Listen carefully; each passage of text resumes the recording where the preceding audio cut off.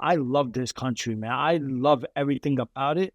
I just don't like the fact that our government are so easily bought. This was so easily conquered by a foreign lobby. Like,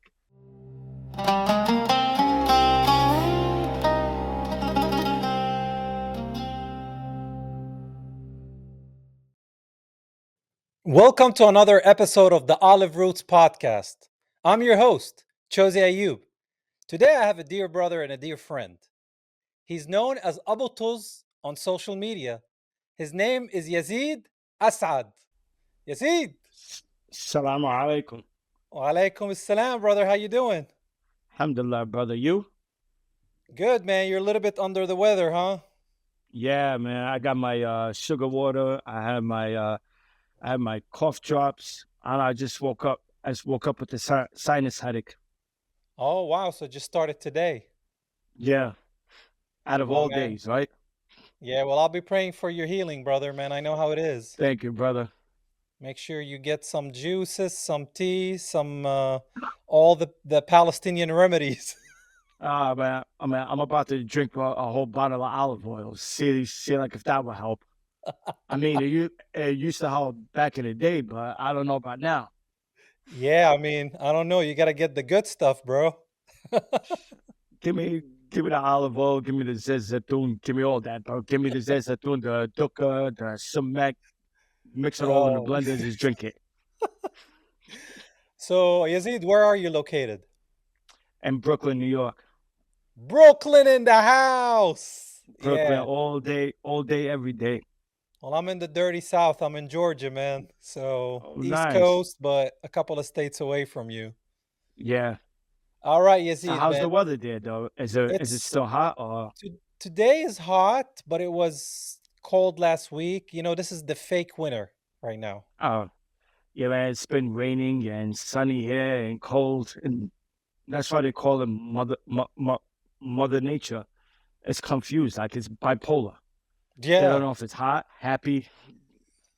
You know, that's very true, man. Well, cut that part. no, it's all good, Yazid. Thank you for joining us today, man. It's a pleasure having you today on the show. What I would like you to do is first start with your identity. So tell the audience where are you from, what's your ethnic background, where your family from, where were you born, just a little bit about your whole identity and your roots, man. So the stage is yours. Well, my name is Yazid. People know me as Abu Tuz. I was born and raised in Brooklyn, New York. My parents are from Palestine, Al-Quds. And, I come from a family with 10 siblings. We were all born and raised in Brooklyn. And alhamdulillah, I even though I was born and raised in Brooklyn, I've never forgotten my roots because my parents, they always reminded us every single day, don't forget, Entak Falastini, Entak Falastini, don't, don't forget. So growing up, I will always tell people I'm a Palestinian-American. And growing up, a lot of people didn't know what that was. They're like, what is Palestine? What is Palestine? I never really heard it because let's face the fact, they always tried to erase us since 1948. They kept trying to erase our identity, but it was our parents who kept reminding us, you're Palestini, and Palestini. Don't forget that. So I want to give it to our parents for constantly reminding us because if we took the words of the Americans when they say, oh, there's no Palestine. And then kids would easily say, oh, we don't exist. Our nation doesn't exist. We're American. But it was our parents that constantly reminded us every day, Etak Palestini. Don't forget. Don't listen to what anyone says. You're Palestini. Yeah, man. Palestinian, as a Palestinian that came to the US, when I say Palestinian, they didn't know. I say Palestine, they think Pakistan. And I'm like, no, I'm not Pakistani, bro. I'm Palestinian. And they're like, where's that? I was like, where's Jesus from? And they're like, Israel. I was like, oh, no. I said Palestinian. I'm not Jewish. And it's always been a struggle. So tell me a little bit about your family. What do you know about them? how did they end up in the US? And how many of your brothers were born here or born back home? Like, what's the story like? Well, all 10 of us were born and raised in Brooklyn. All ten children. Right? My father and mother, they were from the goods, but my father decided to leave Palestine and go, you know, go make a life of his own. He was only 14 years old when he went to Venezuela. Then he also went to Colombia. And from Colombia, he went to America, and in America he was working all these like these odd jobs. He was sleeping behind the grocery store where he was working at. And then my father joined. He joined the military. That's how he got his citizen, basically. So, and my father also married a lady from America who also helped him get the green card. Then when he finally got it, he went back to Palestine, and that's where he saw my mother. He fell in love with my mother. He married her, brought her to America. And then, alhamdulillah, they raised 10 children. Wow. So where Wow. was your mom from in Palestine? How? My mother and father, they were from Bet Hanina. Beit Hanina. Okay, that's close to where I was raised, man, because I was in Dahit al Barid, which is very close to Beit Hanina. It's like 3 minutes away. So, okay. So there's a lot of Palestinians here from Beit Hanina. A lot of them went to the US or South America. Okay, so your dad went to Venezuela, then to Colombia, then Yeah, came to the United States, worked crazy jobs, odd jobs, hard jobs, labor jobs. everything from selling fake watches on the streets, from sleeping behind the grocery store where he was working at. So if you want to look at the American dream, I look at my father as a definition of the American dream. My father came to America with basically the clothes on his back. He worked, he saved up, he saved up enough money to open up his own store. Then from his store, he bought real estate, and alhamdulillah, like he taught his kids how to work and save.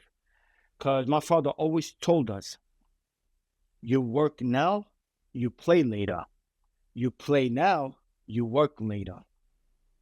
So that stayed with us. My father worked his entire childhood until he got to a point where he was relaxed enough to retire and just watch his kids grow. Wow, so your dad wanted a better life for him and his future family. Yes. Left Palestine because of the occupation and the lack of opportunities as a Palestinian living under the Israeli regime. So came here, hustled, grinded. It sounds like similar story to a lot of immigrants that came here back in the day to look for a better life, contribute to American society, and raise a family within a place that at least they can be more free than back home.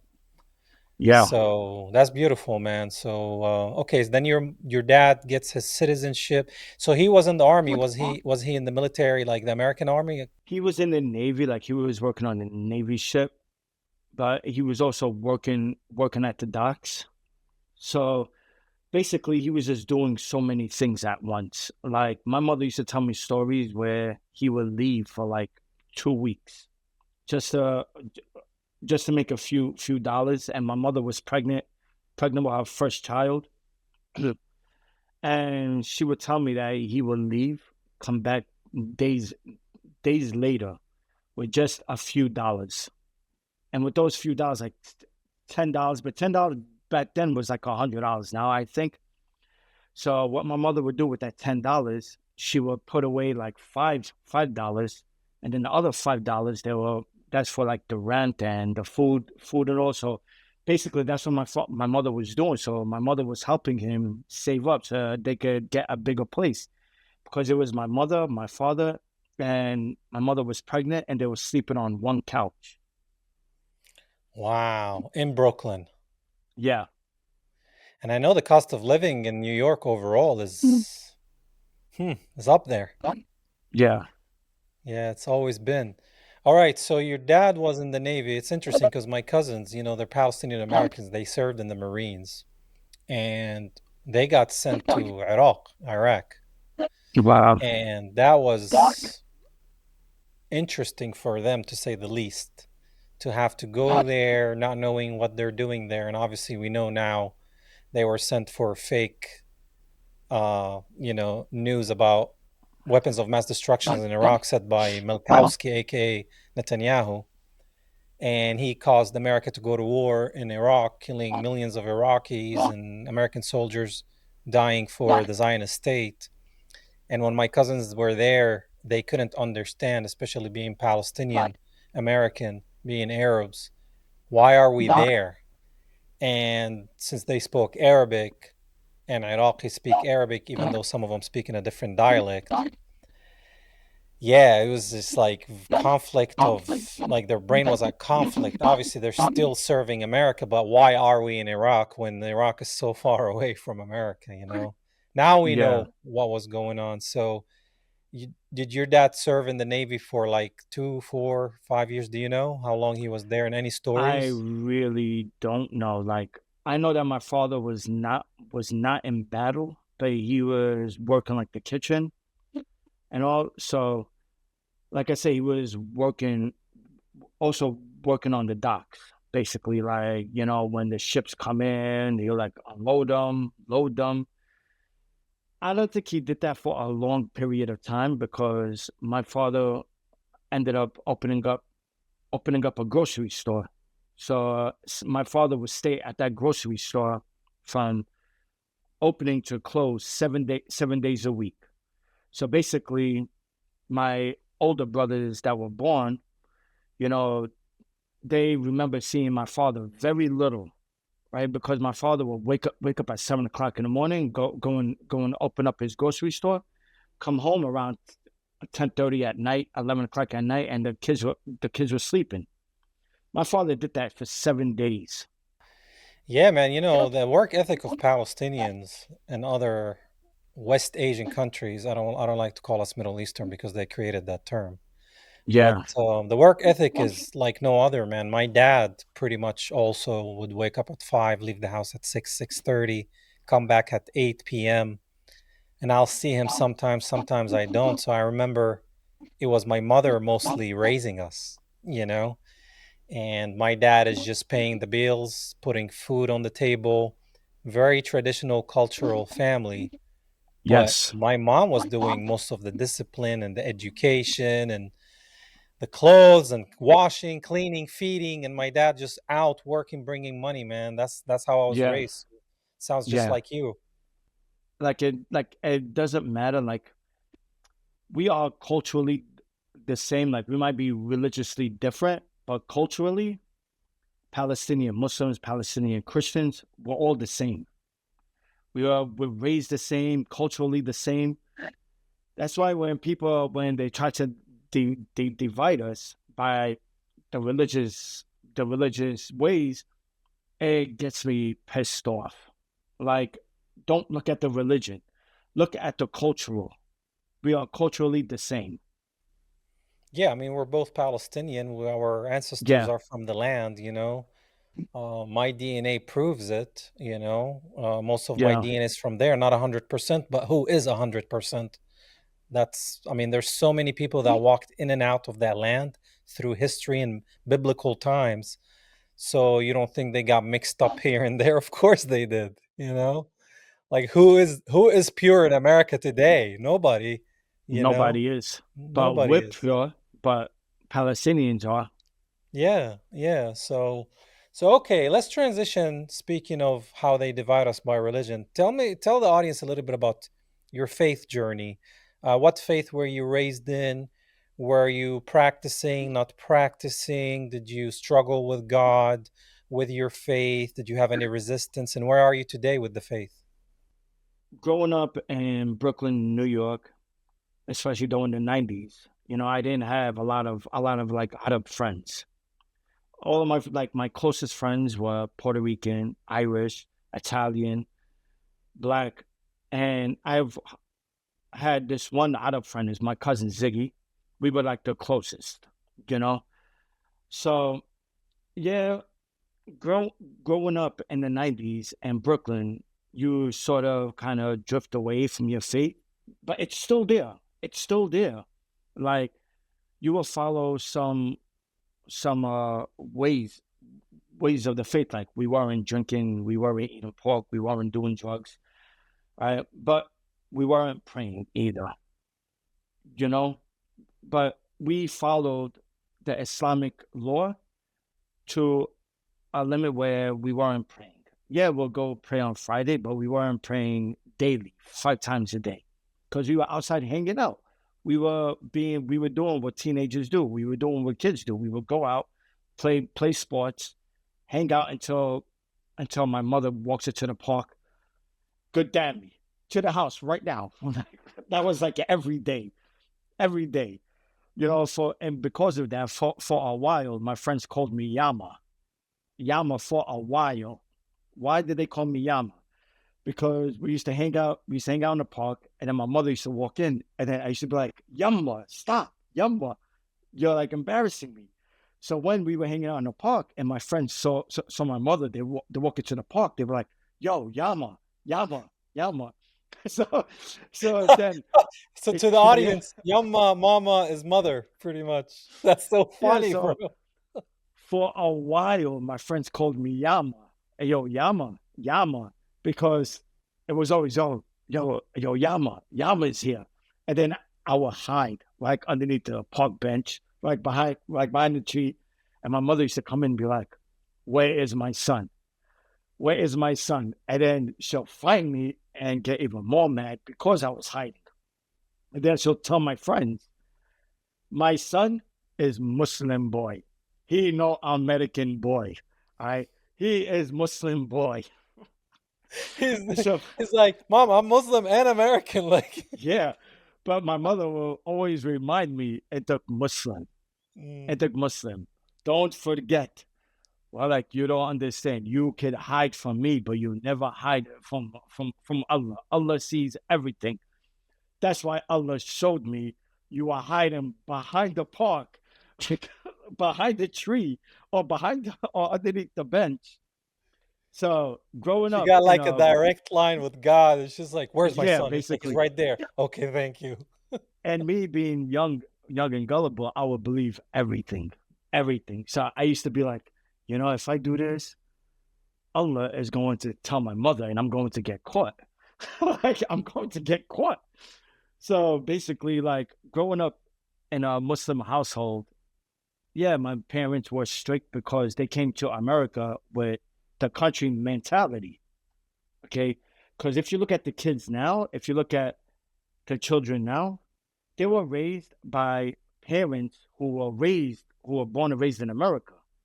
So they have that lineage, like, yes, they're American born and raised, but they still have that slight culture from the country. You and I, we were raised by parents straight from the country. So we had it harder than the youngins now. Like, that's how I said when I was being raised as a Muslim here. I was raised by parents that were straight from the country that were kind of strict.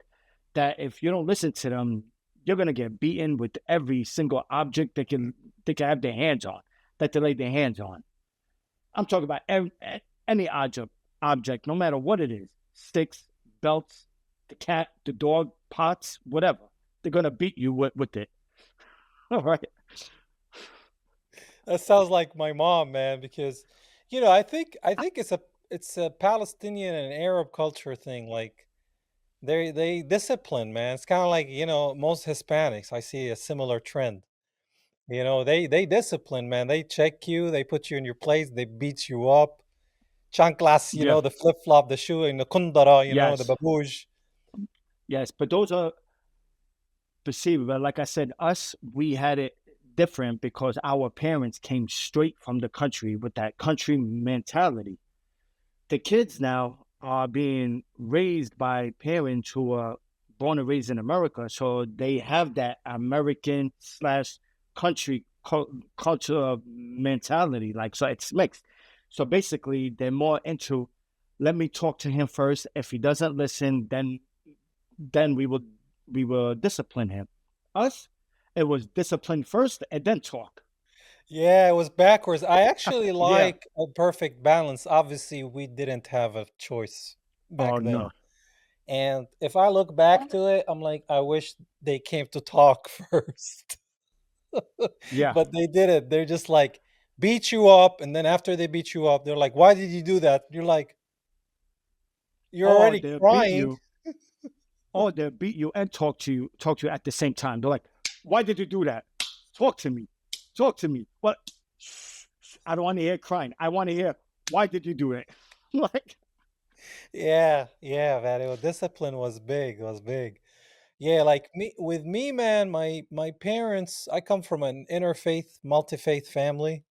I got Muslims and Christians in my family. My dad was not religious at all. Um, he's almost like agnostic in a way, you know. He believes in God, but he doesn't believe in anything really.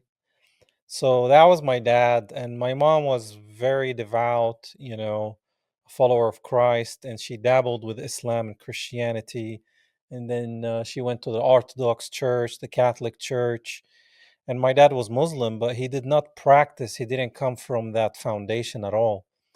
And I think his sisters now, as they got older, they became more religious.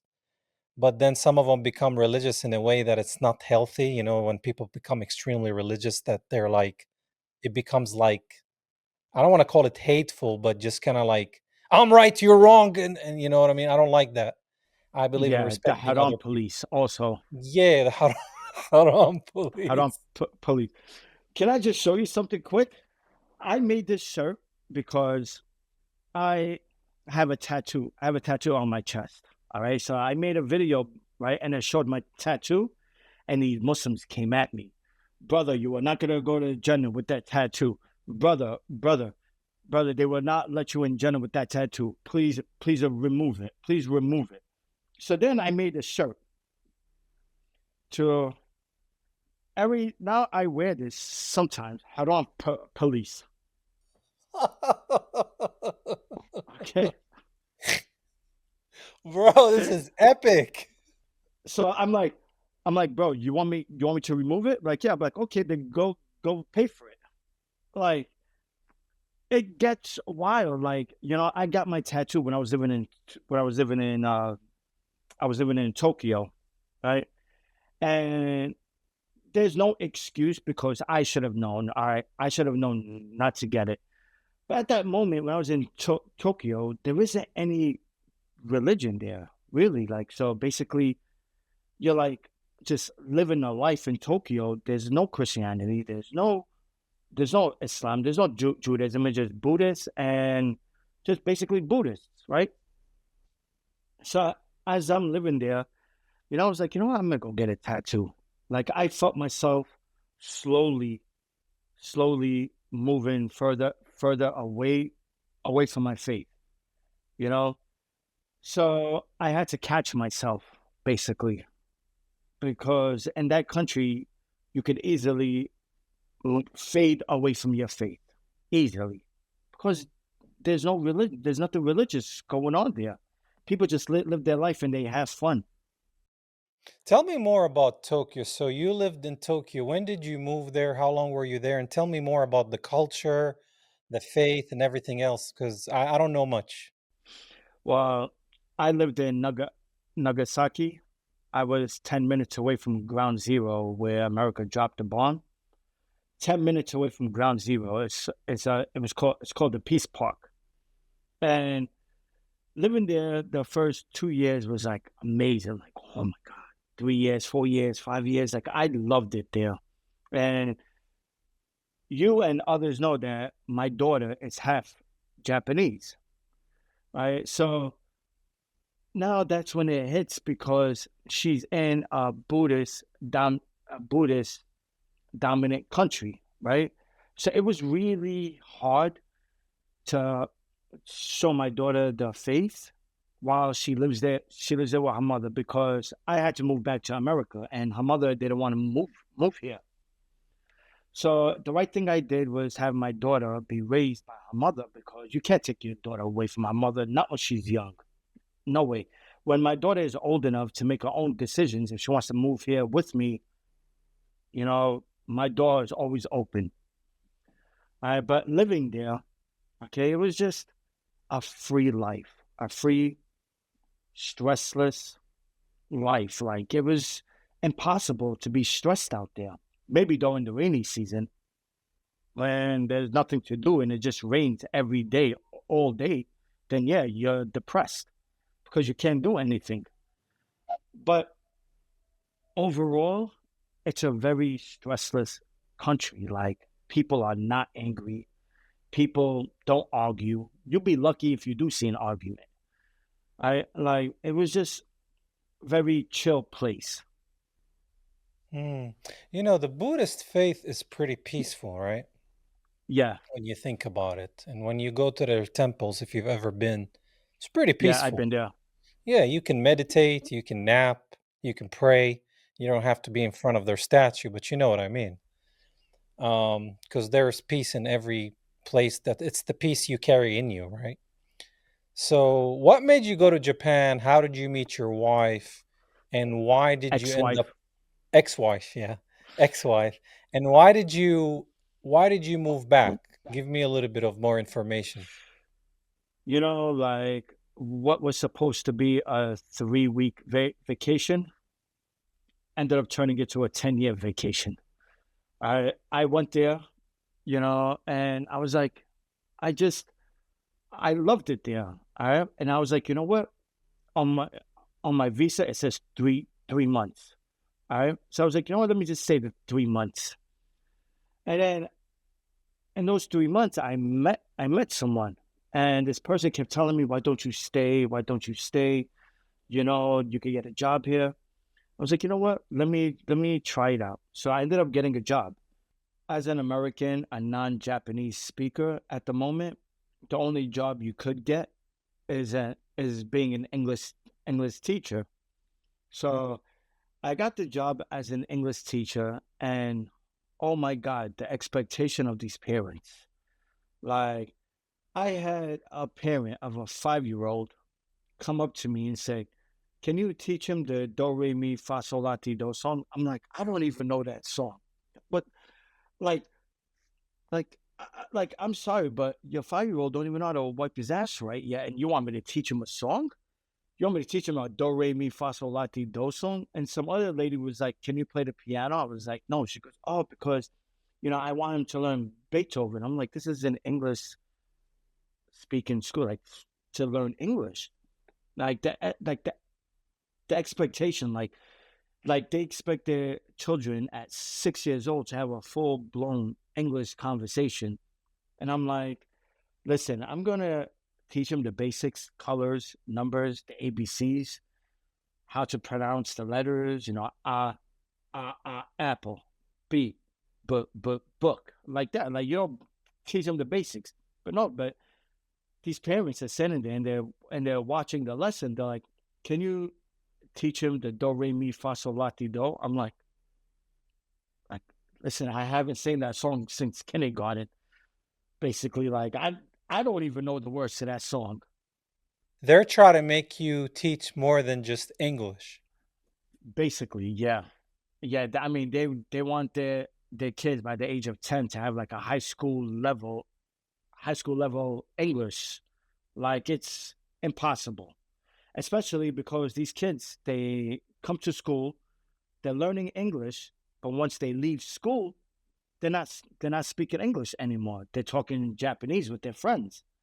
So basically, it's going to be hard for them to learn it. For you to learn English is basically the way I learned Japanese. Yeah, I was taking lessons, but then I would go outside and I would communicate with people in in Japanese. These kids, they're coming in, they're learning English, and then once they leave the class, they're speaking Japanese. So basically, they forget everything. So that the expectation level of these parents was just way too high. But then again, I was teaching English for 2 years, and then I went to this other this other English this English company called Seiyu, and then from there I went to another English company called Playday. So basically, all I was doing out there was teaching English. I was playing football, and I was training in MMA. I was teaching my daughter English, man. But then again, my like I was talking to my daughter in English all day at home. But when she's in school, all she speaks is Japanese. Yeah, I mean, if you don't use it, you lose it, right? Exactly. Yeah, like if I want to learn a language, I want to speak it outside the class and outside the house. And I think that's why a lot of kids in America that have immigrant parents, like my friend is Korean, his parents are from Korea. He doesn't speak Korean, but he understands it, but he still has some difficulties reading, writing, and stuff because he will hear it at the house, and then when he leave the house, it's gone. And the, That's the how it only is people, with me. yeah, the only people I see that are doing the best are Hispanics, especially Mexicans. They make sure their kids speak Spanish. They cling to that identity and they're speaking only Spanish in the house. But yes, the kid is speaking English outside. So that to them, that's a given. He's going to speak English without even an accent, right? And then at the house with his family, all the activities, they're very strong on family culture and traditions like us. So they get to be bilingual, which is amazing. Okay, so you were teaching and then you said you did some football, like American football Yeah. and MMA. Tell me a little bit about that. Well, like MMA, like I was walking in, I saw a Brazilian jiu-jitsu spot, so I ended up signing up. And you know, if it wasn't for that, I probably would have been like kind of bored because once, like you don't go out every day because when you have a kid, you're working all day, and you're tired. You don't want to go back out. So basically, right after teaching, I will go over to the gym, and then from the gym, I will go home. And and yes, living in Japan, you do suffer from some type of boredom, like because sometimes it might get boring. That like again during the rainy season, the rainy season when they're training all day every day, you're not going out because in Japan the nightlife is basically outside, not like inside. Okay, and now only a lot of Europeans there who lived there, they hated Americans, so they weren't really hanging out with you there. Okay, so training MMA out there was both like it was fun and you got to learn a lot more Japanese because you're speaking with the whole class, which is all Japanese, and then you're hanging out with them after. So I developed a bond with the entire class, and it was fun. I did that for 7 years there. Wow, how about football? Football was that was the fun part. Like we would either have flag football tournaments or we would have tackle football. And I played. I was playing for the Nagasaki Seahawks, and I was also playing for the Sasebo Titans.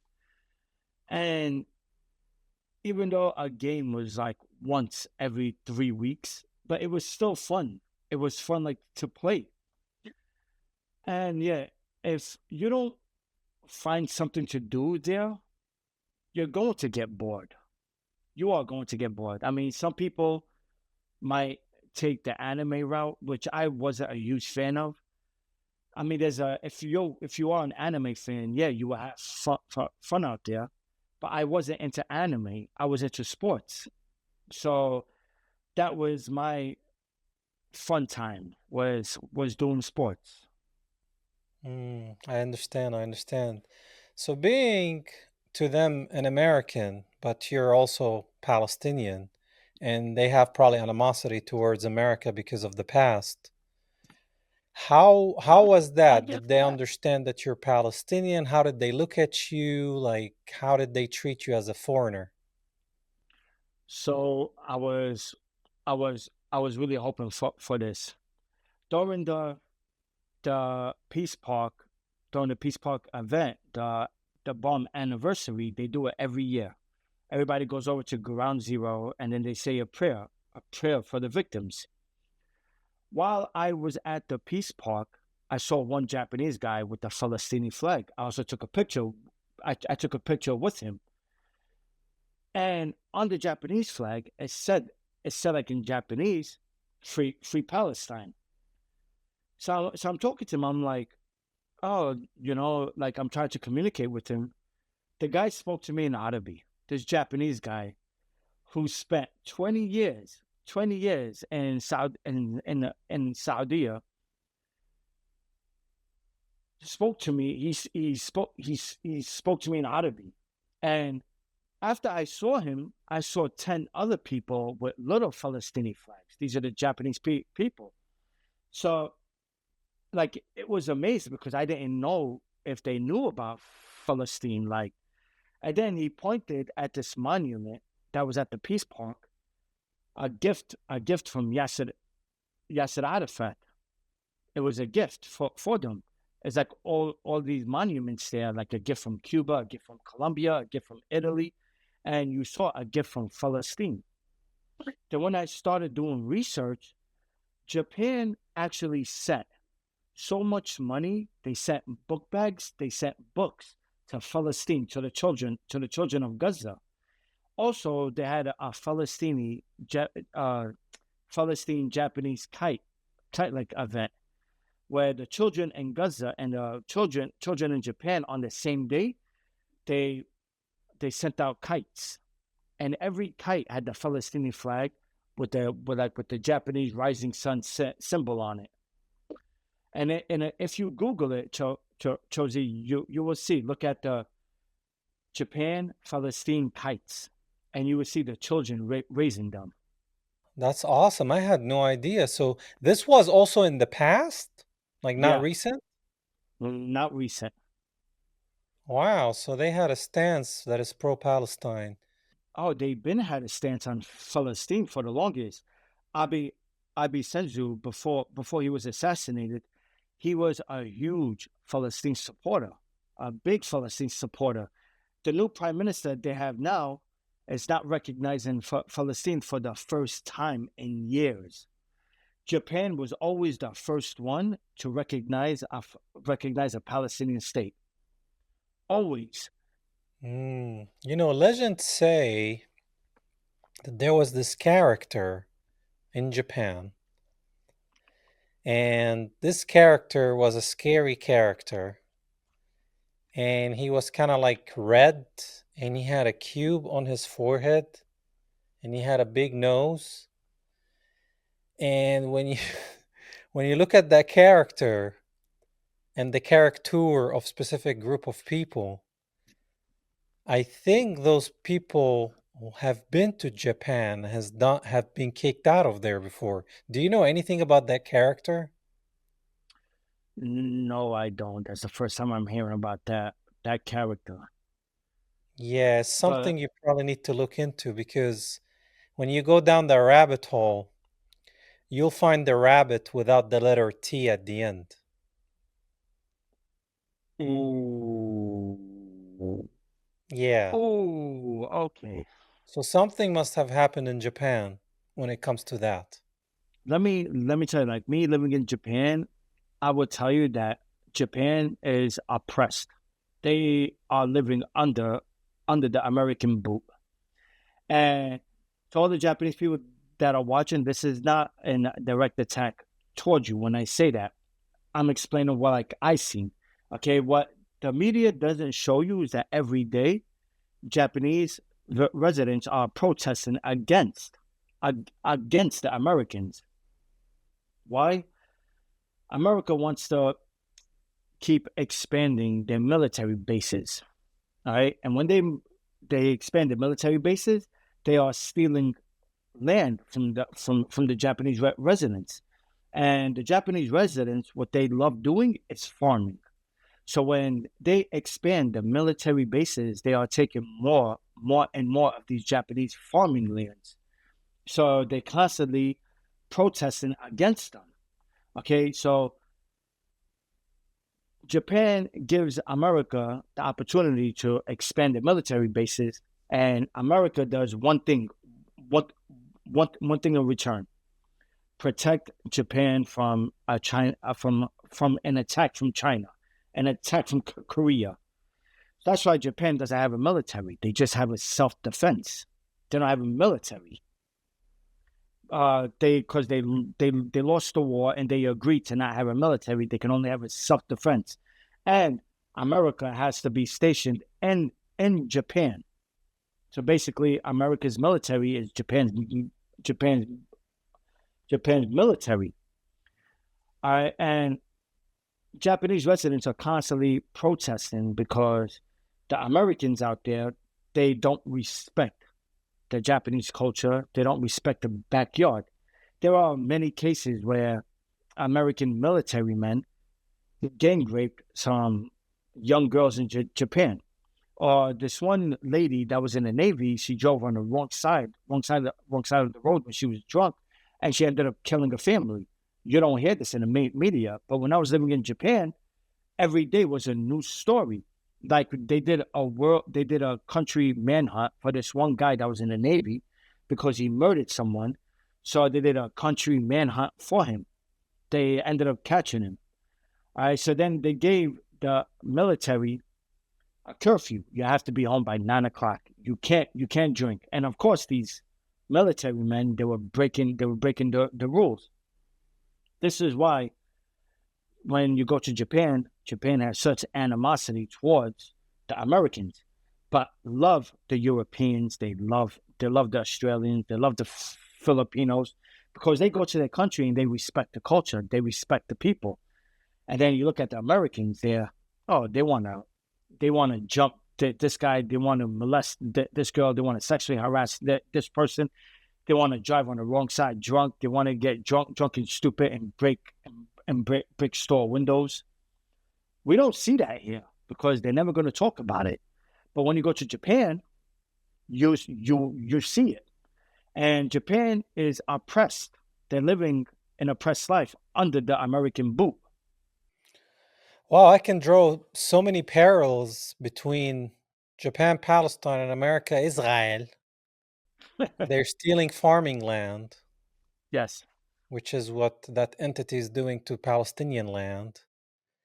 Living under their boot, we have to deal with their currency. We have to be around them, even though we don't want to, but they control everything. And there's the animosity of the occupier, right? Yeah. So I didn't know this about Japan with America. I know there's some animosity. I just didn't know that there's that much presence of American military over there.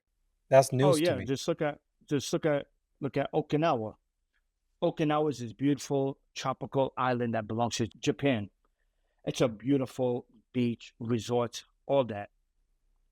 It's overrun with Air Force bases. Now, when you go to Sasebo, it's packed with the Navy bases. Like they're everywhere. They're everywhere here. And yeah, they're training the Japanese military, but at the same time, they keep expanding and expanding till Japan really they're losing more and more land. Abe Senju, again, was a pro-Palestinian guy. And when he was out of office, he started speaking against this. He started speaking against it, and people were actually listening to him. And then during some like event where like he was supposed to talk at, somebody shot him with a 3D printed gun. Wow, 3D printed gun. Yeah, because the crime law in Japan is so low, like it's impossible to get a gun there. The guy actually killed him with the 3D printed gun. So you're not allowed to carry in Japan or own a gun. Oh no, the crime rate in Japan is so low. I mean, it is so low. It's so low that I was watching the news and the crime they had was a guy walking out of a walking out of a convenience store with a bento box, and a bento box is like a lunch box. That was their crime. Oh, we're looking for this guy who walked out of a convenience store with a lunchbox. That's their crime. And there was a roadkill of a cat, and they put the tape around right around the cat. They put a sheet on top of a cat because the crime rate is so low. The cops are actually bored, so they treat anything as if it's something big. So it's a safe place to walk at night as a woman, Oh, very safe, very safe. and compared to Brooklyn. Brooklyn shit, bro. Listen, if the people's not robbing you, the rats are. Okay? Either way, bro, you're getting hit from any corner. It could be the rats, it could be a homeless people, it could be random crackheads. Or now we have raccoons and possums, so yeah. So okay, you lived there for almost a decade in Japan, right? Yeah. What made you want to go back to the US? And after 10 years in Japan, did you have a minor culture shock coming back to the United States? You know, it was the feeling of not being able to just wake up and be like and call up your brother, be like, yo man, I'm gonna go to your crib and hang out. Meet me here. Like, you miss your family. You miss them so much. Like, I was watching them on Facebook, on like Instagram with the family events. Like, I miss so many family events. Okay, so I gave my daughter's mother the option. I was like, why don't we move? We move to America. She said, no, I don't want to leave my mother. Her mother being like, my mother-in-law at the time. So I'm like, listen, I can't stay here. I was like, I'm missing my family. I want to be with my family also, you know?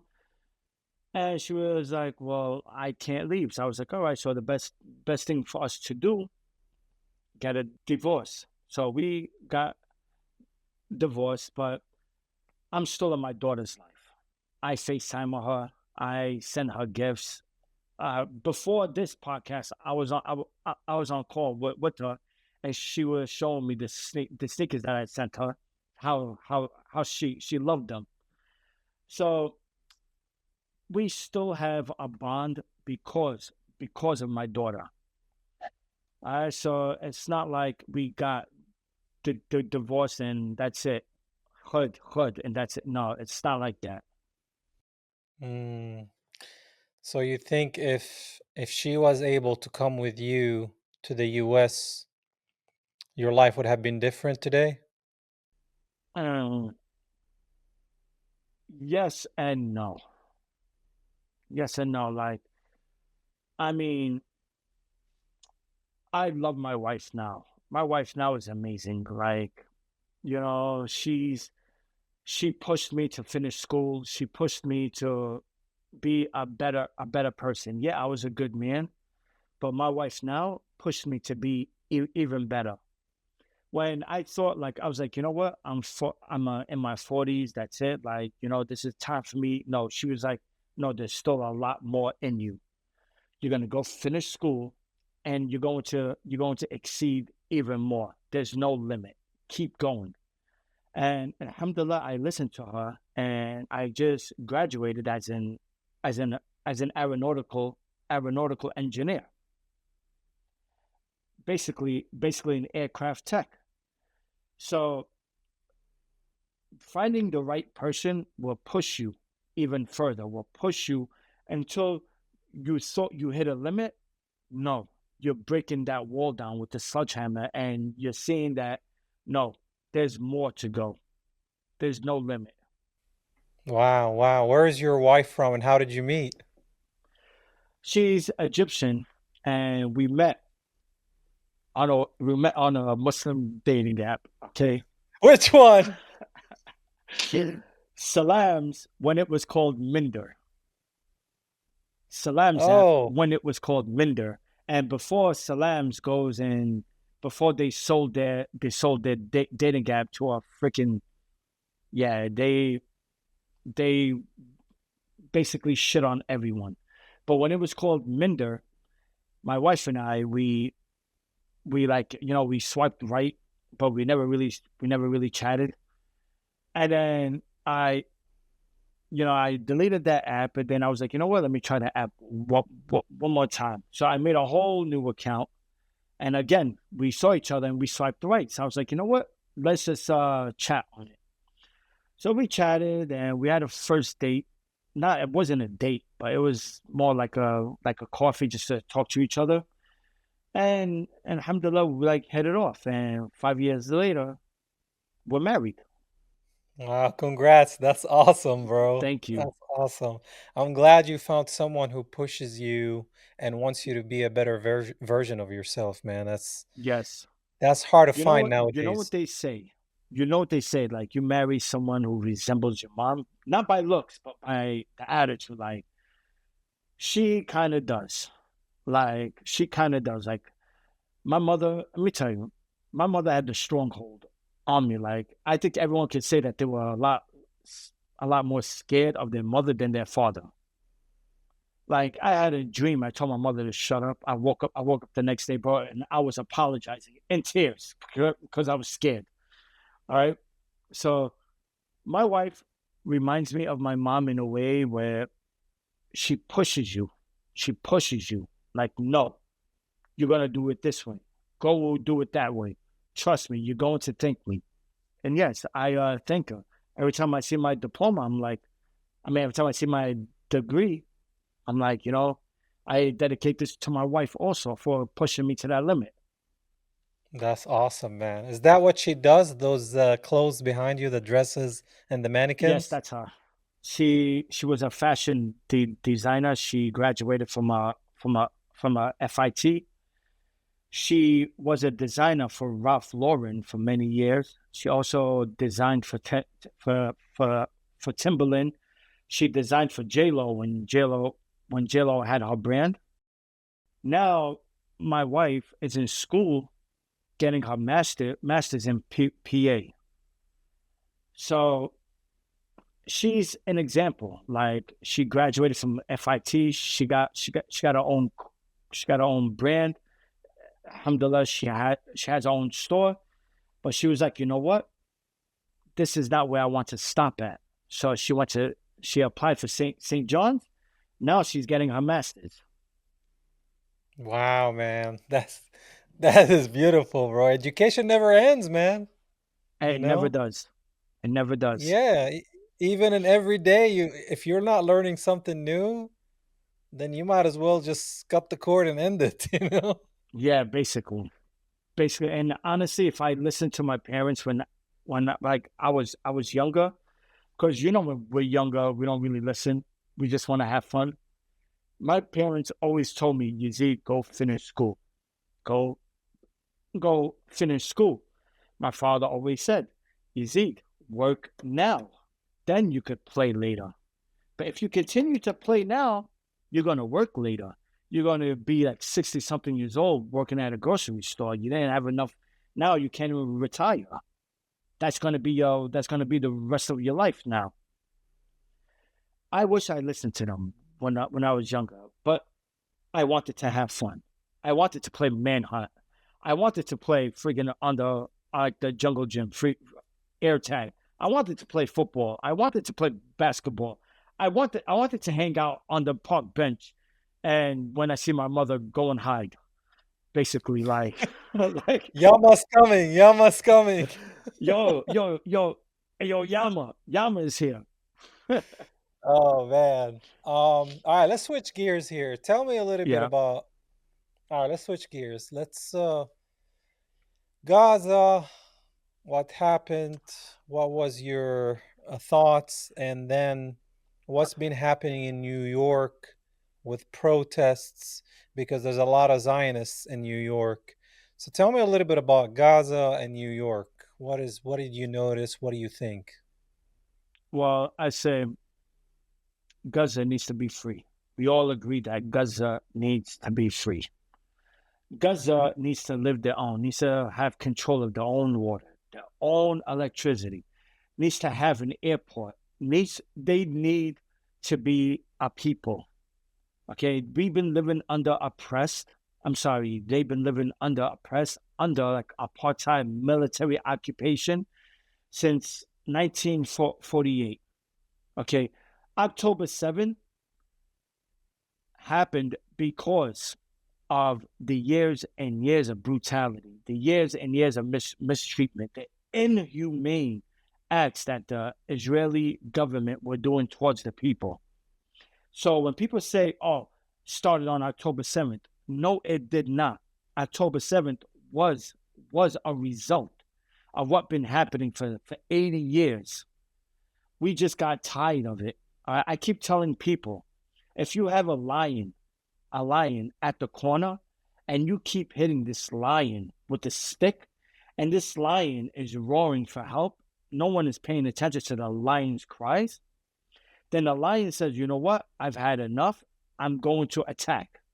Now the lion attacks the person that was hitting him. Now everyone looks at the lion as some vicious animal that needs to get taken down. The lion is Gaza. The man with the stick, that's the Israeli government. Okay, don't cry for the animal shelter. Don't cry for animal control after you've been beating on the animal for so long, and the animal finally has enough of it and decides to attack you. Yeah, I mean, that's how they see us, though. They see us as animals. You know what I mean? Let us see us as animals. I Let us see us as animals. I see us as lions. Is a lion an animal? Yeah, yeah. So if you want to call us animals, call us by the right animal, lions. Yeah, yeah. But I mean, like, they say we're Amalek, we're cattle, we're goyim. We're not supposed to be even treated like a million Palestinians is not worth a Jewish fingernail. That's what they say, you know? It's funny because that's exactly what Hitler said like about them. Yeah, it's ironic, isn't it? That the same people that went through a Holocaust is committing one in Gaza. Yeah. So, I mean, is it like ironic? Is it ironic? I mean, think about it. They got kicked out of 109 countries, right? Okay. Now, if your son gets kicked out of 109 schools, when are you going to blame your son? There's no accountability. Yeah, like if are you going to continue to blame the school, or are you going to blame your son? Like, why you keep getting kicked out of all of these schools? Well, if you're Jewish, you got to blame the schools. Otherwise, the schools are anti Semitic. Exactly. Exactly. They You can't blame them for anything. Anything. Nothing is their fault. Nothing is ever their fault. No, no, they're the only victims of the world, you know? Yeah, yeah. There's no such thing of other victims. Like, oh, slavery. Get over slavery. Slavery ended years ago. But let's continue to push the Holocaust down our children's throats every year. Yeah, yeah, and I have my own point of view about World War One and World War Two and the Holocaust, but they want to keep milking that cow, which think the milk is running out of that cow. If we've been noticing that in the United States, you've been seeing a shift in New York. Uh, uh, sh- I mean, a lot more people are waking up now, and I'm happy that Mamdani won because Mamdani is on that young level. He's only 35, so he's at that young level. He's at the eye level of everyone here in New York. We got tired of all these older people that want to come in like Cuomo and Eric Eric Adams, who are nothing but Israeli paid prostitutes, Israeli paid puppets.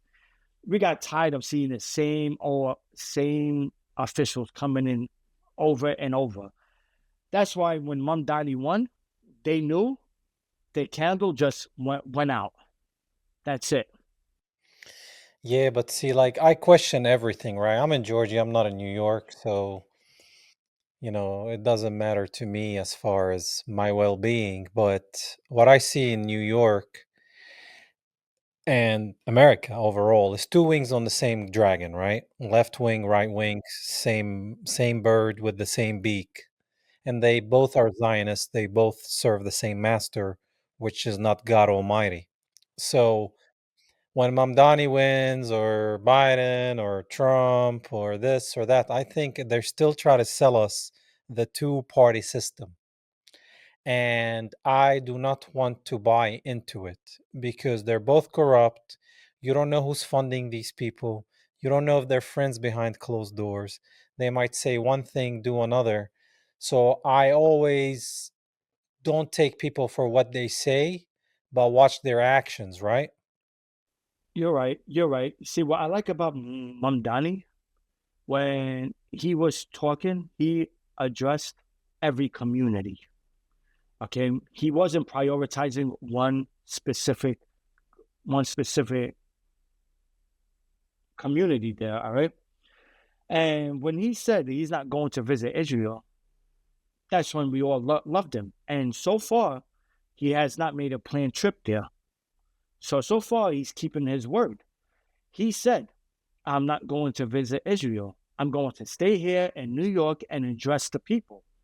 Because when you're mayor of New York, that means you are mayor of New York. Not like when Eric Adams came out with that video when he was in front of the wall saying, I served you as the mayor of New York City for 4 years. He was talking to the people in Israel. And as I finish, I wanted to come back here to Israel and let you know that I serve you as the mayor, but I want to continue to have the title that's more important to me than anything. I'm your brother. Thank you. Thank you. Thank you, sir. He said to the people in Israel, right in front of that wall, I served you as the mayor of New York. Yeah, that is treason. That's treason. That is treason. That's treason. But I have one thing. If Eric Adams does see this, hey, yo, Eric, now that you're not mayor anymore, where are you going to get the money for all those call girls now? What do you think is up with that wall? I don't know, but did you see the video I made of Yeah, that wall? yeah, making love. You make it look like it's magic. Oh, yeah. 'Cause I see nobody but you. I'm never confused. Hey, I'm so used to being used. So I love when you call unexpected. 'Cause I Yo, that wall has more jizz on it than a hooker in Vegas. Seriously. Like so many, like, oh my God. If you swipe that wall with Q-tips, how much saliva is on that wall? Oh man, I feel bad Yeah, for the guy and that. but I'm sorry, but if you do check the saliva, you will see Jewish DNA, American DNA from non-Jewish backgrounds. Like Yeah, yeah. that's what you'll see. I feel bad for the Palestinian guy that probably cleans the wall at the end of the day, picking up all these prayers and putting them in the trash bin. Because that's what happens every day, because somebody has to clean it and they're not going to clean it. So comes a Palestinian guy that lives in the occupied Palestine and has to pick all Oh these my God. papers. And here goes all their prayers in a trash bin. And hopefully he Listen, pisses on on those papers. that wall is ridiculous. You see, and that's another thing. Like, let me ask you. We have the Pope that goes there. We have all of these Christian people who worship God that go there and say, "Oh, you know, we love Jesus." When the land where Jesus was born, they go, they kiss that wall and this and that. How many rabbis have you seen that walked into a church and kiss a picture of Jesus? None, because they hate Jesus. Exactly. So why are these so-called, see, I call them European Christians. I don't call them Christians. I call them European Christians because, in my opinion, they follow the false representation of Christianity, the European version. You follow the real version, the version where Christian, the version where Jesus said, "Love thy neighbor, respect thy neighbor, treat thy neighbor as if you want to be treated yourself." You follow the real version of Christianity that started in Palestine. They followed the European version. They followed the version where they were forcing slaves to worship the white man, and they said Jesus was white. That's who you have to worship. And hundreds of years later, they're still following that same slave mentality. Yeah, it's a supremacy thing that happened in the past, and the Reformation was enslaved with racism, right? Yeah. But I see a lot of Christians today going back to Christ, turning their back on the Zionist state, calling what's happening in Gaza genocide. So I see a lot of the majority of Christians I know here that I never thought will wake up are actually waking up. And it's crazy how we're coming together, like left, right, Muslim, Christian, whatever. They're coming together and they're like, hold on a minute. There's a group of people that have been dividing us. There's a group of people who's been bombing the Middle East to make the people living there have to go elsewhere. And then the same group of peoples are opening borders to let those people in to infiltrate Europe and America. And then Europe lose its flavor, its culture, its whiteness, all that stuff. And I'm like, well, the people have to go somewhere, right? And they're like, why don't they go to other Arab countries? I was like, because you're bombing the other Arab countries. So all they can go is east to Asia or west to Europe, Yes. you know? And let me tell you, the biggest, how do you gain control of America? How do you gain control of Europe? By manipulating the Christian minds, because that's that nation. Basically, the biggest religion in America and in Europe is Christianity. Okay, and what's their biggest fear? Christians and Muslims coming together. Because if they come together, you're not gonna have that power. You're not going to have that power, and that's why we have Jake Lang, a Zionist cosplaying as a Christian, leading these white Christians into Dearborn just to get chased out by a bunch of Muslims. All right, Jake Lang, first of all, is not Christian. He's Jewish. The guy is Jewish. He's cosplaying as a Christian, starting this so-called civil war between Muslims and Christians. And I just find it like when are you going to wake up and realize that's their biggest plan?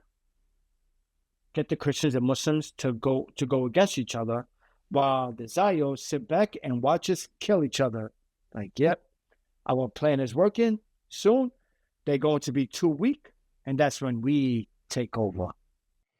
I mean, that's their plan because there are rabbis that are saying that. They said if the sons of Edom, because that's what they call the Christians, Esau, right, the brother of Jacob.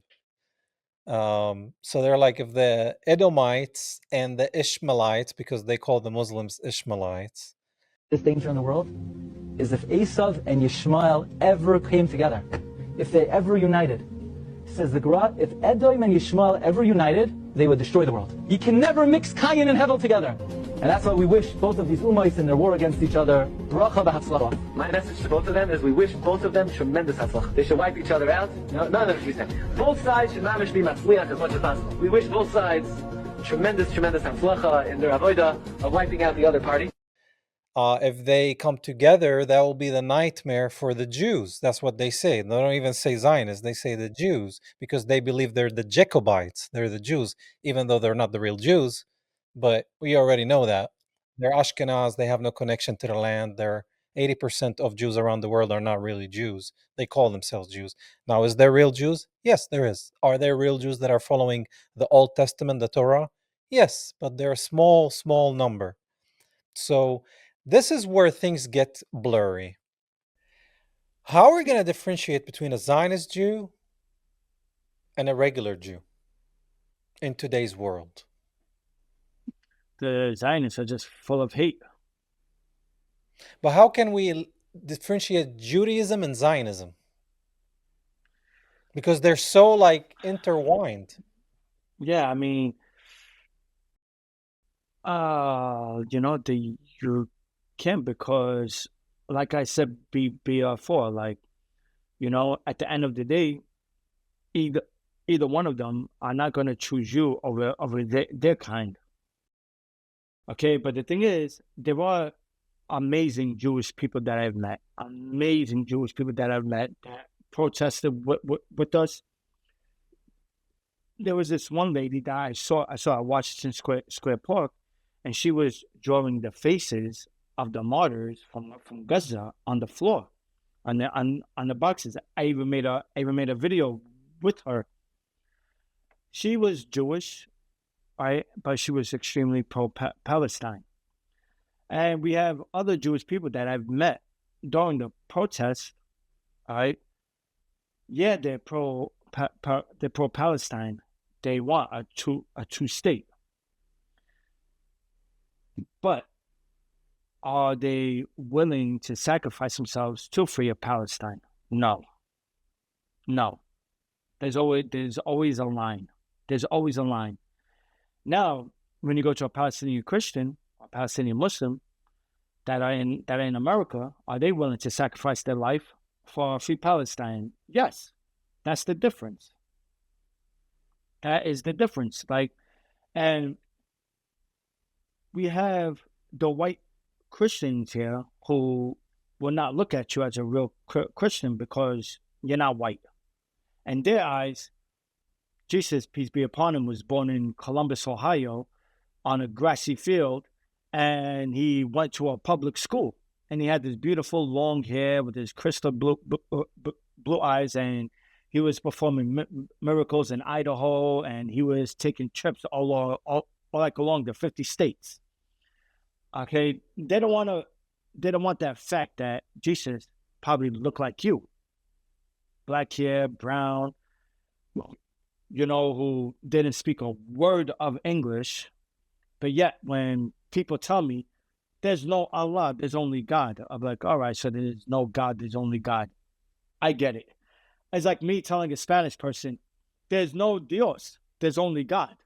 So basically, there's no God, there's only God. Like, it gets to a point where their ignorance becomes darkness. Like, it becomes extreme. Like, no ignorance, no darkness like ignorance. Basically, that's what I'm trying to say. Yeah, I created a reel a while back on Instagram, and I brought a Bible, an Injil, and a Quran. And I opened the first page, and I show the word Allah on the Bible, on Allah on the Quran in Arabic. And I thought, I was like, guys, the word means God. Yes. That's what it means.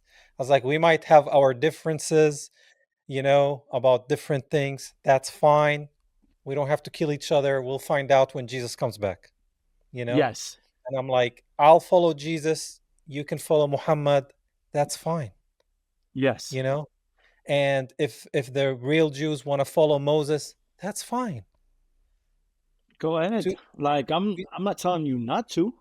Yeah, it's like we say in Arabic, كل واحد على دينه الله يعينه, which means based on your religion, do as you are told. I can tell you about Jesus. I can try to plant the seed. I can tell you what it says about him in my book. But that's it. I don't believe in converting people. I don't believe in pushing your religion on others because religion is divisive. Yes. It's not about religion. It's about the message, And talking about your shirt with the haram police, I hate people that are judgmental. Like when people say what's happening in Gaza is a religious war. It's nowhere near a religious war. It's not a religious war. Like, I don't see people in Palestine that are trying to convert the Christians there, and I don't see the Christians trying to convert the Muslims there. You had that Catholic Church that's been there for 1,000 years. under Muslim rule. It was not touched. 78 years of under Israeli rule, that church gets blown up. They're not even trying to convert us to Judaism. No one's trying to convert anyone. It's just all this is about land grab. It's about land grab. And another thing I want to say is, when I tell people that I'm Muslim, or he's a Muslim, oh, that's bad, that's bad, that's bad. They're forgetting that Muslim, the word Muslim, is not an Arabic word. It's an Aramaic word. I don't know if you knew that, but Muslim is an Aramaic word. And the Aramaic word Muslim means servant of God. It just means servant of God. It doesn't mean that you're one type of religious person. No, Muslim is an Aramaic word that just means servant of God. So when we say that Moses was a Muslim or Jesus was a Muslim, we're only calling them servants of God, which is, they were servants of God. So when I say that, you're a Muslim, I'm not trying to say that you follow Islam. No, I'm just saying that you're a servant of God. Yeah, they don't understand the meaning. Palestinians, before Arabic became the language there, we spoke Aramaic. And that was Jesus' language. I wish I can speak it. And when I hear it, it's very similar to Arabic, very similar. So I hear Aramaic, and then they're like, now we speak Arabic, and then they call us Arabs. But when you really think about it, if we do our DNA, we're maybe 10-15% Arab, like Saudi Arabia or Yemen. And the rest is from the land, which means we were probably the Jews that lived there, that became Christian, that became Muslim.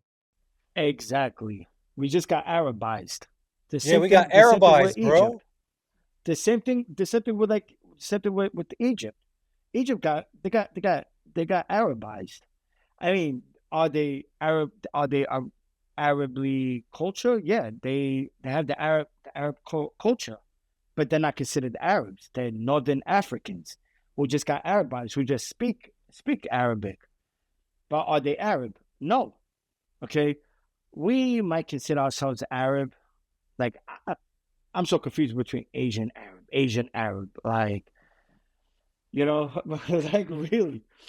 But we got Arabized, okay? And when I debate with these Ashkenazis, I call them Ashkenazis, or like Ashkenazis, whatever you want to call them, okay? I always tell them, okay, you've been there for 3,000 years. Can you show me proof, any cultural proof that you've been there for 3,000 years? They'll say, oh, our language. Like, okay, but do you have any type of traditional garments? Any type of traditional foods from 3,000 years ago? Any type of cultural dances? Anything like that that will show me that your people, Ashkenazis, been there for 3,000 years. They don't have any. Ashkenazis, they have the European culture. The Mizrahis, they have the Yemeni culture. They have the Iraqi culture. They have the Moroccan culture. The Sephardic Jews, they have the Spaniard culture. Then if you look at the Russian Jews, I forgot what they called. But anyway, they have the Russian culture, but they have no culture showing that they've been on that land for 3,000 years. No culture. But if you look at the Palestine, Jordan, Lebanon, Syria, Iraq, we have culture of being there for so many thousands and thousands of years. We have Canaan culture. We have the land of Canaan culture. Then when they tell me, oh, what culture? The Debka, the Tatris, people out there, I'm about to blow your mind right now. There are 5 tribes of Canaan. And surprisingly, there are still 5 countries that follow the Canaan culture. Again, Iraq, Lebanon, Jordan, Palestine, and Syria. Okay, and all 5 of those countries have their own version of a tatris. The same way in the land of Canaan, those 5 tribes, they have 5 different colorful garments that they used to wear. How they used to tell each tribe apart. And then we have the Dubka, which started as a pagan ritual from the land of Canaan, where they used to hold hands in a circle, stomp the ground to keep the evil spirits away from their crops.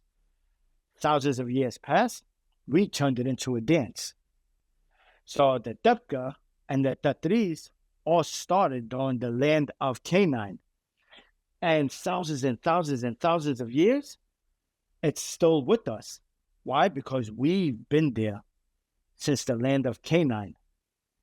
We have evidence that we've been there for thousands of years. What are their culture to prove that they've been there for 3,000 years? I don't think they have anything that can prove that. Even their language was made up in 1800s. Exactly. That's what I'm saying. Like when we you call know, it a Semitic language, that's a lie, because modern day spoken Hebrew that is spoken in Israel, they can't pronounce the actual letters. They can't say hummus, they say hummus. They hummus. can't say Arabi, they say Arabi. And they can't say the B, they say V, Aravi, Aravi. And they can't say the R, so they say Ra, like French. And modern Hebrew is stolen from Aramaic, Arabic, infused with Yiddish and Latin, Yeah, and maybe Polish. So that's modern day Hebrew. Hebrew. Hebrew. Hebrew. And the funny thing is, Hamas! how can it be Palestine when there's no P? P like in the Arabic language. I'm like, well, I'm like, well, yeah, Ibn Haram. There's no P because we say it as Palestine. We don't say Palestine. You say Palestine. You say Palestine. We say Palestine. Yeah, yeah. Well, let's close this with one last thing. What do you think, you personally, your opinion, based on what's happening in the United States with the Zionist entity connection? What do you think the future of America is, and what do you think the future of the Zionist state is, based on everything going on? America is doomed. I'll tell you right now. Why? Listen, they already let the wolves in. They already let the wolves into the hen house, and one by one, they're getting rid of every hen. Okay, they're paying off these politicians. They're paying them off. They're blackmailing them. Okay, so basically, America, Israel has America by the throat, and they're squeezing it tighter and tighter. Okay, America went from being this strong, respected, scared to talk about country to being on every other country's comedy channel. See, while like America was getting their throats strangled by Israel, China, Russia was getting stronger because they knew better not to let a foreign lobby in here. Don't let a foreign lobby come into our country and take control.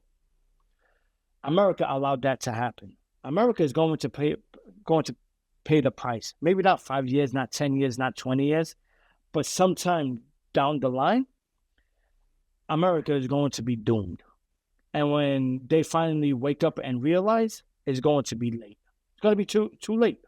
You already got overrun. You already got conquered. While you're busy focusing, thinking that Muslims are wanted to take over your country, they're already conquering it little by little. You're just focused on the wrong people. Do you think that America will pull the plug on that Zionist state? It's going to be too late. By like the time they want to pull the plug, it's going to be too late. They have so much blackmail on them. It's ridiculous. Hello, the files. Yeah, Epstein files, man. Yeah, they already got America by the neck. I see light at the end of the tunnel. It depends which tunnel, not the New York tunnels, but you know what I mean. Or the Gaza You tunnel. mean not the Brooklyn tunnels when where the police raided and found like 50 rabbis there with bloody mattresses? Yeah. Well, it's their practice, man. That's what these people do, you know? I'm just saying, America needs to wake up now before it's too late. Seriously. Yeah, I mean, man, I because don't I want love this country. I me love too. this country, man. I love everything about it. I just don't like the fact that our government are so easily bought. This was so easily conquered by a foreign lobby. Like, wake up, man. Be like China. Be like Russia. Like they're their own people. Their tax money is spent on their own people. Yeah, I agree, man. I mean, this country, I've been in it for 24 years and it gave me the freedom that I didn't have back home. It didn't give me support, but it gave me freedom. And I was able to do stuff that I was not able to do back home, you know, build myself, be viewed as a human being, not being stopped every 5 minutes by a soldier frisking me and all that. Yes, America's not perfect, but it's a place where people actually can coexist. As long as we respect each other and respect the people, you know, of different faith, different ethnic backgrounds, different races. Nobody's above nobody. Nobody's more superior. Everybody needs to be represented. Everybody, including white people, because I feel like there is a war against the white race now. And I'm like, I'm not for it either. I think everybody should be who they are. You know what I mean? I have no problems with nobody. But I hope there's something better coming, man, because these are dark times. It really is, man. And alhamdulillah, I could go to Egypt. I could go to Tokyo if something happens. I could either go to Tokyo, Egypt, like Allah Sa'ad al I'm out. Peace out. Yeah. Well, tell Yazid, tell people where they can find you. Well, you can find me on TikTok as Abu Duz, or you can find me on Instagram as official underscore Abu Duz, or you could just catch me outside. Nah, I'm joking. I'm like, Yeah. Cash me outside. How about that? Tell no, people, but tell people what is Abotoz means. well, Abu means father of, and Duz, there's no like explanation for it. Is how you use it. Like Duz could be like Duz. So you want something for like the store? Does. Is there anything in the refrigerator? Does. Like it's how you say it. It's like not caring, not giving a shit. You don't care. Fuck off. F you. Depending how you use it. So basically, I'm the father of not giving a fuck. That's what basically my hat means. I don't care. I say what I want. I do what I want. And if I hurt your feelings, go drink a glass of water. Go cry in the corner. Because I don't care. Or go kiss the wall. Yeah. This is my novel. Ashes from the olive tree. Yes. This is my novel. And I'm surprised I didn't even tell you about it because I'm sorry. No, no. Tell me a little bit about it. All right. This is a story about two young brothers who cling to one another. Like let me just read like the background. In the heart of Palestine, two young brothers cling to one another as war and loss consume their world. When settlers burn their home, they are thrust into a life shaped by grief, loyalty, and a pull of revenge. From the ashes of devastation grows a story of a family resilience and resistance. Ashes from the olive tree is a haunting tale of two brothers. Basically, settlers they burned burned their home with their parents in it. So now they just have each other. This story tells how they survive in a refugee camp, how food is not coming in, there's no aid coming in. So the older brother has to act as an older brother, as a father, a protector, and he basically helps his brother by any means necessary. And every copy sold gets a portion of it gets donated to Muslim Around the World project. It's a trusted organization that helps Muslims in need. And this organization, they built schools, hospitals, they gave medical supplies, medication, clothes to Muslims in need. So this is my debut novel, and alhamdulillah, so far I sold 75. Wow, that's amazing, man. I didn't know you had a novel. Yeah. I'll put a link where people can get it too, man. Yeah, I mean the link is in my bio, and it's my first novel, so it's not thick, but I put my heart into this, and so far, whoever bought the novel, they replied to me saying how much they really liked it. The only problem was it was a short read. That's the only problem that they said. So basically, when people talk about the Hamas, when they say how Palestinians, they train their children to become Hamas, to become Jew haters, this story shows you how the Israeli government can turn a child into a resistance fighter, because that child grows up seeing his family get murdered, seeing the mistreatment. So all he knows in his heart as he's growing is hate, revenge. So basically, this is what this story is. When the olive tree burns, the ashes from the olive tree grows within a child. When the fire consumes them, that's the olive tree. So basically, they are the olive tree. The fire consumes them. And what happens when the olive tree is burned? Their ashes are filled with revenge. Well, I hope this cycle can be broken, because that is not a way to live, especially for the people stuck in Gaza. No. It was my pleasure having you, bro. Thanks for sharing with us and the audience. Thank you. Everything about your story, going to Japan, being raised in Brooklyn, your heart for Palestine, Yep. and your love for coexistence, bro. I really appreciate it. Can I say something? Of course. Free Palestine, free Sudan, free Somalia, free Ethiopia, free Congo, free Iraq, free Syria, free Lebanon, free Yemen, free every person around the world that is living under oppression, living under occupation. Just because you think no one is listening to your cries, people are listening. We are here, and we are trying to do our best. Yes, I know it's limited, but we hear you. Don't think we don't hear you. That's beautiful. Thank you, Yazied, for sharing this. Thank you, brother. Thank you, man. I appreciate you. Habibi, God bless you, brother. We'll be in touch, all right? God bless you too, brother. Always. Yalla, salam. Salam. All right, guys. You heard it from Abu Tuz, Yazied. Check out his novel. I'll put the link under this video in the description so you can check it out. We need to give people in Gaza a chance to live. We can't just have them repeat the same cycle.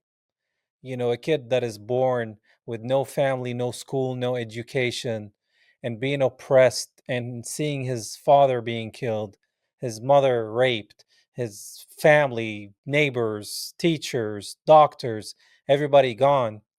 There is only one place that this kid is heading to, and it's not a good place. And I don't want to see children do that and become the enemy of another people because that person's the enemy of them and they have to revenge and avenge. And we need to end this. Let people in Gaza live and let them be free.